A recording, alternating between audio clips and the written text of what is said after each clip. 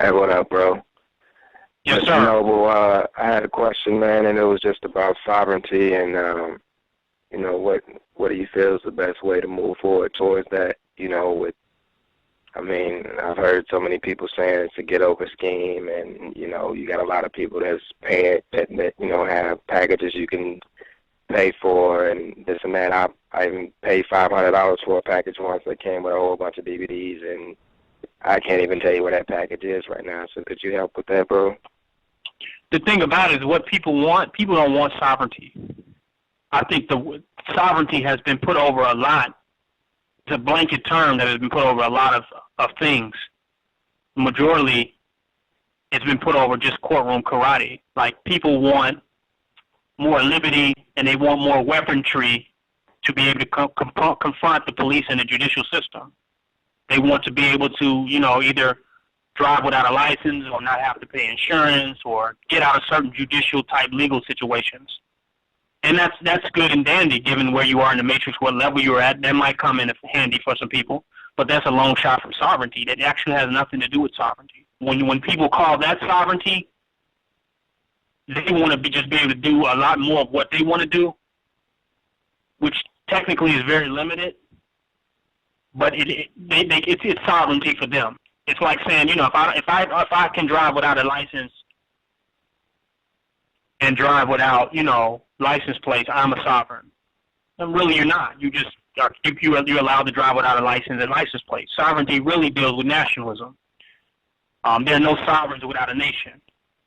Where you see sovereignty that is not nationalistic, it'll take you up into the Vatican, and even that is religious nationalism. It's a form of nation based on religiosity. So the most people, when I hear them talking about sovereignty, when I hear people talking about sovereignty, they're not talking about sovereignty at all. They're just talking about inalienable rights. They're talking about liberties. They're talking about privileges. They're talking about being able to escape certain judicial situations, dealing with the law enforcement or dealing with the court system. That, to me, that's just civil litigation. Those are civil litigation tactics, if you ask me. To me, none of them really want sovereignty, because when you really want sovereignty, when you really want sovereignty as an individual, I'm not even talking about the type of sovereignty we should be interested in, which is national sovereignty. That means that I just want to see our nation and our people in the right place. But a lot of people, I see, they want individual sovereignty. What they're calling sovereignty is more an individualistic type thing.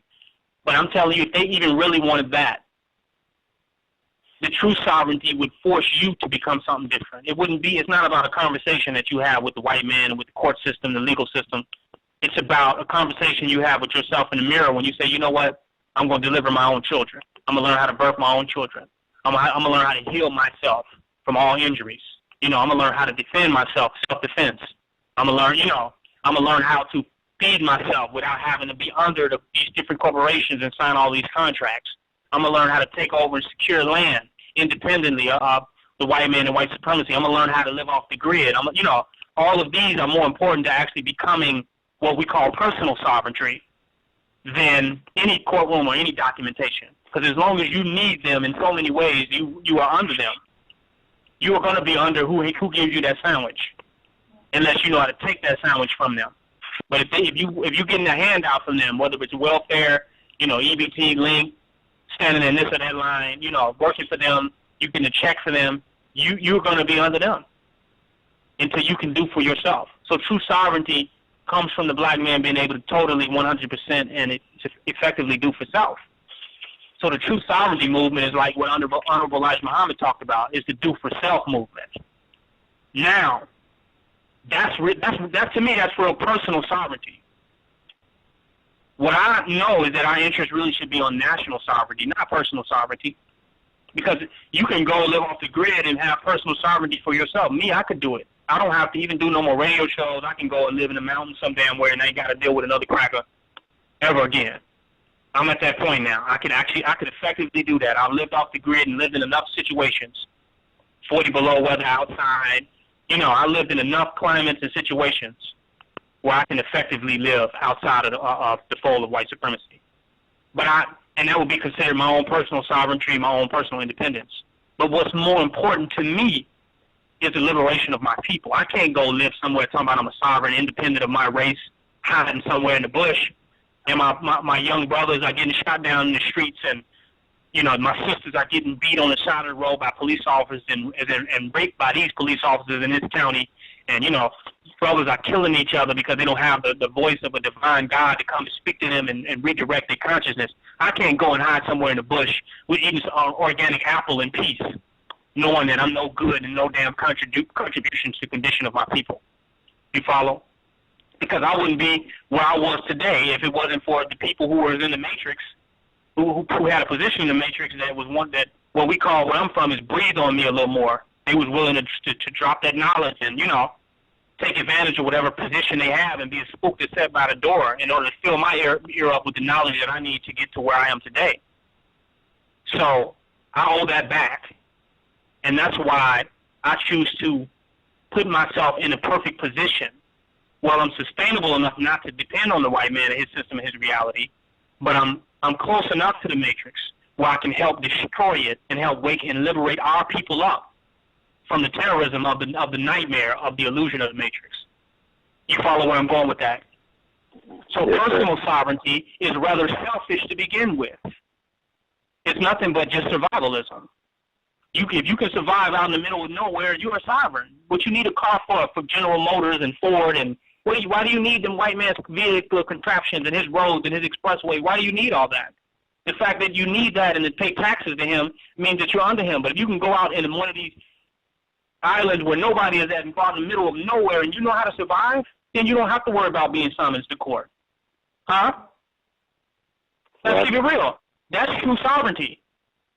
And if you're not willing to do that, you're gonna be interfacing as long as you in the wilderness of North America, as long as you're near these cities and these urban areas and in these states and municipalities and these counties, you're going to constantly be interfacing with white supremacy in some manner. So the idea of sovereignty in that sense is a very fanciful idea. It's just not realistic.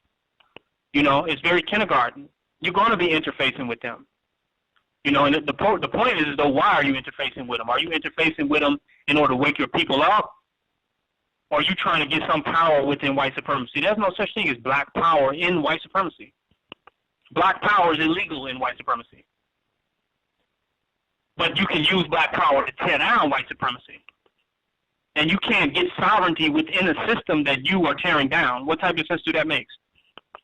If you're here to keep it going so you can go down to the county's office and file a document, right? The recorder's office and file a document, you want to keep everything running? Or you want to tear this shit down and free all political prisoners and free your people and liberate the minds and consciences of your people from white supremacy? You can't do them both. The choice is yours. Did I address that for you, brother? Yes, sir. Thank you. Black supremacy, man. 317. 5585. Black supremacy.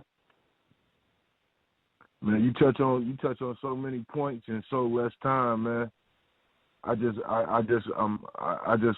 listening, and the show's great, man. And I'm working on trying to get down that way to Atlanta, man, so I can put in some work. Come on with it. We can't wait, man. We can't wait. I'll be there.